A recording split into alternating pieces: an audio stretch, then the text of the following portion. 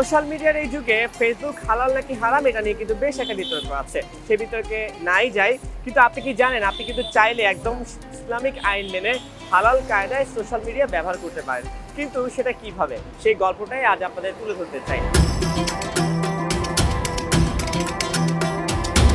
বিশ্বের মুসলমানদের কাছে দিন দিন জনপ্রিয় হয়ে উঠেছে সম্পূর্ণ হালাল সামাজিক যোগাযোগ মাধ্যম আলফাফা।